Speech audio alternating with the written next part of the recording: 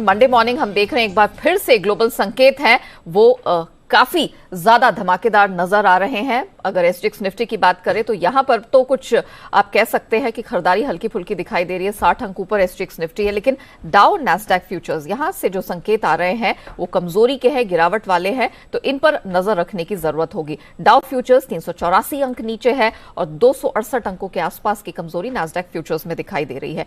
क्या कुछ हुआ है बीते हफ्ते अंतर्राष्ट्रीय बाजारों में और रूस यूक्रेन मामले में क्या नए अपडेट खासतौर से वीकेंड पर निकल कर आए हैं, पूरी डिटेल लेकर मेरे सहयोगी दीपांशु मेरे साथ स्टूडियो में जुड़ चुके हैं। Deepanshu, good morning. आज मेरे पास आपके लिए दो सवाल हैं। सबसे पहला तो ये कि आप बहुत क्लोजली रूस यूक्रेन के सारे अपडेट्स को ट्रैक करते रहे हैं इस वीकेंड पर भी, जरा बताइए क्या कुछ हुआ है। नेहा, इतनी फ्लूइड सिचुएशन है कि हर आधे एक घंटे में स्थिति बदलती हुई दिख रही है। कुछ अच्छी खबरें भी हैं एंड अनफॉर्चुनेटली कुछ खराब खबरें भी मेरे पास हैं, तो अब डिसाइड करना पड़ेगा बाजार को किस तरफ जाना है। बट एक बड़ी खबर नेहा कल शाम निकल कर आई है, जब व्लादिमीर पुतिन रशिया के प्रेसिडेंट साहब बात कर रहे थे और उन्होंने अपनी न्यूक्लियर फोर्सेस को हाई अलर्ट पर जाने को कहा है। अब ये काफी लंबे समय बाद आप न्यूक्लियर फोर्सेस की बात सुन रहे हैं, तो ये एक डेफिनेटली चिंता का विषय बनता है। साथ ही बेलारूस जो इनकी नेबर है, अब वो रशिया के न्यूक्लियर वेपन्स अपनी जगह पर रख पाएगी। और इसके साथ ही अभी अभी खबर आ रही है कि बेलारूस भी अब रशिया के साथ वॉर में जुड़ रही है और अब बेलारूस की सेना भी मिलकर यूक्रेन पर अटैक कर सकती है। आज ही सुबह ये अभी अभी थोड़ी देर पहले खबर आती हुई दिखी है।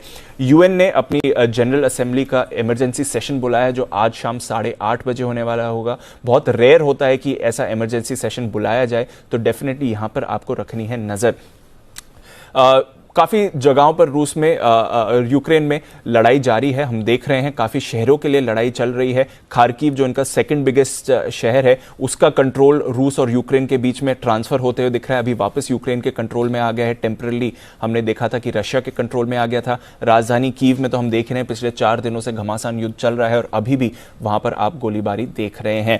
पर इसके सामने हमने देखा है कि अब यूएस और यूरोप भी पूरी तरह से यूक्रेन के समर्थन में आ गए हैं। ये अपनी सेना तो नहीं भेज रहे हैं, बट मिलिट्री सहायता भेजी जा रही है। Arms, weapons, missiles, air support, fuel, humanitarian add, ये सब यूरोप के सभी देश और साथ ही यूएस यूक्रेन को भेज रहे हैं। तो कहीं ना कहीं एक इनडायरेक्ट इन्वॉल्वमेंट हमने देखा है बाकी वेस्टर्न कंट्रीज का इस वॉर में अब हो चुका है, तो यहां पर भी आपको रखनी है नजर।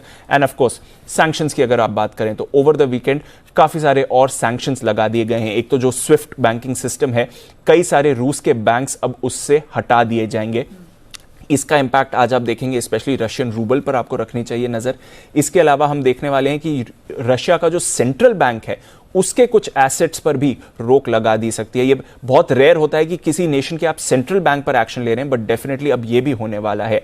यूरोप के सभी देशों ने रूसी विमानों के लिए अपना एयर स्पेस बंद कर दिया है, तो वहां पर एक सहमति बनती हुई दिखी है। इसके साथ ही व्लादिमीर पुतिन और उनके जो फॉरेन मिनिस्टर हैं लावरोव, उनके एसेट्स पर भी अब रेस्ट्रिक्शंस लगते हुए आपको दिख रहे हैं। गूगल, यूट्यूब, फेसबुक, ट्विटर, ये सारे के सारे प्लेटफॉर्म्स रशिया के यूजर्स और रशियन मीडिया पर सैंक्शंस लगा रहे हैं, उस पर रोक लगा रहे हैं, एक्सेस पर रोक लगाई जा रही है। इसके अलावा इलॉन मस्क ने कहा है कि यूक्रेन के ऊपर अब वो उनका जो स्टारलिंक सैटेलाइट इंटरनेट सिस्टम है उसकी सुविधा देंगे। तो हम देख रहे हैं कि बाकी जो वेस्टर्न देश हैं अब वो सारे के सारे यूक्रेन को सपोर्ट कर रहे हैं, रशिया के खिलाफ हो गए हैं। डायरेक्टली मिलिट्री इन्वॉल्वमेंट नहीं है, बट इनडायरेक्ट इन्वॉल्वमेंट है। बेलारूस अब रशिया के साथ मिलकर यूक्रेन के साथ लड़ाई कर रहा है। और सबसे चिंताजनक बात जो कल शाम को आई, न्यूक्लियर फोर्स को हाई अलर्ट पर कर दिया है, तो वहां पर